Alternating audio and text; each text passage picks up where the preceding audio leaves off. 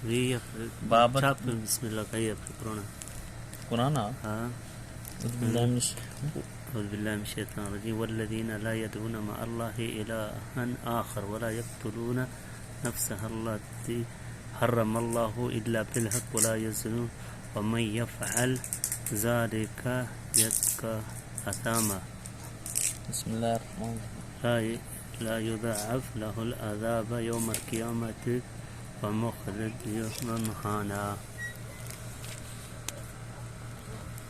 اعوذ باللہ من الشیطان الرجیم بسم اللہ الرحمن الرحیم. بابت پوچھا کہ کیا اس سے مراد وہ لوگ ہیں جو شراب پیتے اور چوری کرتے ہیں؟ آپ صلی اللہ علیہ وسلم نے فرمایا نہیں اے ابو بکر رضی اللہ عنہ کی بیٹی، بلکہ یہ وہ لوگ ہیں جو روزے رکھتے، نماز پڑھتے اور صدقہ کرتے ہیں، لیکن اس کے باوجود جو دوڑتے ہیں کہ کہیں ان کے یہ اعمال مقبول نہ ہو جائیں. اللہ کی نافرمانی میں خرچ کرنا اسراف اور اللہ کی اطاعت میں خرچ نہ کرنا بخیلی اور اللہ کے احکام و اطاعت کے مطابق خرچ کرنا قوام ہے. فتح القدیر. اسی طرح نفقات واجبہ اور مباحات میں حد اعتدال سے تجاوز بھی اسراف میں آ سکتا ہے، اسی لیے وہاں بھی احتیاط اور معینہ روی نہایتی ضروری ہے. اور حق کے ساتھ قتل کرنے کی 3 صورتیں ہیں. اسلام کے بعد کوئی دوبارہ کفر اختیار کرے جسے ارتداد کہتے ہیں، یا شادی شدہ ہو کر بدکاری کا ارتکاب کرے یا کسی کو قتل کر دیں، ان صورتوں میں قتل کیا جائے گا.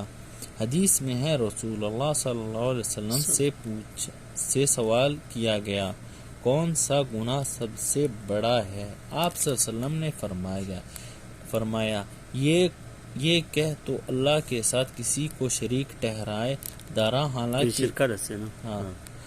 حالانکہ اس نے تجھے پیدا کیا. اس نے کہا اس کے بعد کون سا گناہ بڑا ہے؟ فرمایا اپنی اولاد کو اس خوف سے قتل کرنا کہ وہ تیرے ساتھ کھائے گی. اس نے پوچھا پھر کون سا؟ آپ صلی اللہ علیہ وسلم نے فرمایا یہ کہ تو اپنے پڑوسی کی بیوی سے زنا کرے. نزدیک ہے نا. ہاں. پھر آپ صلی اللہ علیہ وسلم نے فرمایا کہ ان باتوں کی تصدیق اس آیت سے ہوتی ہے. پھر آپ نے یہی آیت تلاوت فرمائی. اس سے معلوم ہوا کہ دنیا میں خالص توبہ سے ہر گناہ معاف ہو سکتا ہے، چاہے وہ کتنا ہی بڑا ہو. اور سورۃ النساء کی آیت 93 میں جو مومن کے قتل کی سزا جہنم بتلائی گئی ہے تو وہ اس صورت پر محمول ہوگی جب قاتل نے توبہ نہ کی ہو اور بغیر توبہ کیے ہی فوت ہو گیا، ورنہ حدیث میں آتا ہے کہ 100 آدمی کے قاتل نے بھی خالص توبہ کی تو اللہ نے اسے معاف فرمایا. رہی آیت ہے نا من تاب وعمل صالحا فلیدخل علیہم حسنات کان اللہ غفور الرحیم. من تاب وعمل صالحا فأولئک يدخلون في جنات إلا من تاب وعمل صالحا فأولئك يبدل الله سيئاتهم حسنات وكان الله غفور رحيم. اللہ سے یعنی تھی گناہ ترا حسنات سیئات ترا حسنات کنا توبہ کرتا. ومن تاب وعمل صالحا فإنه يتوب الله إلى الله متابا. الذين يشهدون الزور واتقوا پڑی گئی. اس کے ایک معنی تو یہ ہیں کہ اس کے ایک معنی تو یہ ہیں کہ اللہ تعالیٰ اس کا حال تبدیل فرما دیتا ہے. اسلام قبول کرنے سے پہلے وہ برائیاں کرتا تھا، اب نیکیاں کرتا ہے. پہلے شرک کرتا تھا، اب صرف الہ واحد کی عبادت کرتا ہے. پہلے کافروں کے ساتھ مل کر مسلمانوں سے لڑتا تھا، اب مسلمانوں کی طرف سے کافروں سے لڑتا ہے وغیرہ وغیرہ۔ دوسرے معنی ہے کہ اس کی برائیوں کو نیکیوں میں بدل دیتا ہے۔ اس کی تائید حدیث سے بھی ہوتی ہے۔ رسول اللہ صلی اللہ علیہ وسلم نے فرمایا، میں اس شخص کو جانتا ہوں جو سب سے آخر میں جنت میں داخل ہونے والا اور سب سے آخر میں جہنم سے نکلنے والا ہوگا۔ یہ وہ آدمی ہوگا کہ قیامت کے دن اس پر اس کے چھوٹے چھوٹے گناہ پیش کیے جائیں گے، بڑے گناہ ایک طرف رکھ دیے جائیں گے۔ اس کو کہا جائے گا کہ تو نے فلاں فلاں دن فلاں فلاں کام کیا تھا۔ وہ عصابت میں جواب دے گا، انکار کی اسے طاقت نہ ہوگی۔ علاوہ ازیں اس بات سے بھی ڈر رہا ہوگا کہ ابھی تو بڑے گناہ بھی پیش کیے جائیں گے کہ اتنے میں اس سے کہا جائے گا کہ جا، تیرے لیے ہر برائی کے بدلے ایک نیکی ہے۔ اللہ کی یہ مہربانی دیکھ کر وہ کہے گا کہ ابھی تو میرے بہت سے اعمال ایسے ہیں کہ میں انہیں یہاں نہیں دکھا رہا۔ یہ بیان کر کے رسول اللہ صلی اللہ علیہ وسلم ہنس پڑے، یہاں تک کہ آپ صلی اللہ علیہ وسلم کے دانت ظاہر ہو گئے۔ پہلی توبہ کا تعلق کفر و شرک سے ہے، اس توبہ کا تعلق دیگر معاصی اور کوتاہیوں سے ہے۔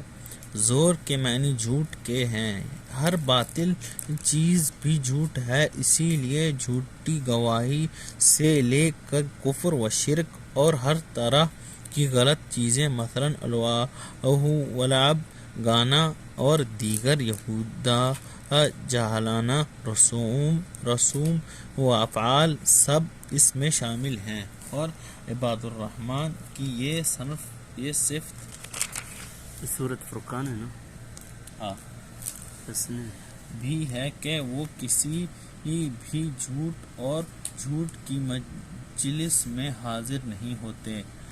لغو ہر وہ بات اور کام ہے جس میں شرعاً کوئی فائدہ نہیں، یعنی ایسے کاموں اور باتوں میں بھی وہ شرکت نہیں کرتے، بلکہ خاموشی کے ساتھ عزت و وقار سے گزر جاتے ہیں، یعنی وہ ان سے اعراض و غفلت نہیں برتتے، جیسے وہ بہرے ہوں کہ سننے ہی نہیں یا اندھے ہوں کہ دیکھے ہی نہیں، بلکہ وہ غور اور توجہ سے سنتے اور انہیں آویزہ گوش اور ہر زجان بناتے ہیں، یعنی انہیں اپنا بھی فرما بردار بنا اور ہمارا بھی اطاعت گزار، جس سے ہماری آنکھیں ٹھنڈی ہوں، یعنی ایسا اچھا نمونہ کہ خیر میں وہ ہماری اقتدار کریں۔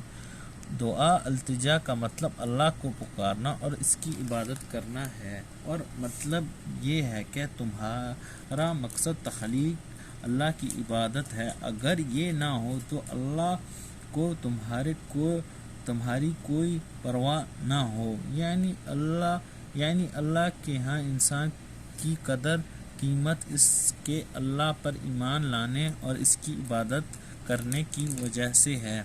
اس میں کافروں سے خطاب ہے کہ تم نے اللہ کو جھٹلا دیا ہے، سو اب اس کی سزا بھی لازم تمہیں چکھنی ہے۔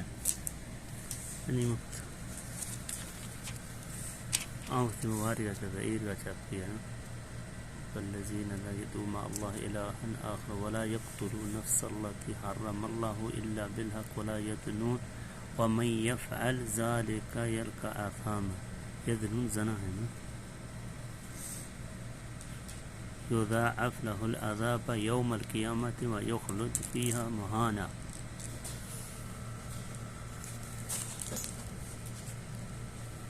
إلا من تاب وآمن وعمل صالحا فأولئك يبدل الله سيئاتهم حسنات وكان الله غفورا رحيما۔ اللہ سے تو توبہ کرتا ترا گناہ تیگا ثواب کنا ہر چیز معافی کرو. اللهم صل على محمد وعلى آل محمد كما صليت على إبراهيم وعلى آل إبراهيم إنك حميد مجيد. اللهم بارك على محمد آل محمد كما باركت على إبراهيم وعلى آل إبراهيم إنك حميد مجيد. اللهم صل وسلم على سيدنا نبينا وحبيبنا محمد وعلى آله وصحبه وسلم تسليما كثيرا. ما بھی مٹھے چاپتا سورت فرقان یا توبہ اللہ سے گناہ معاف کا بس زنہا دس اشک السلام علیکم.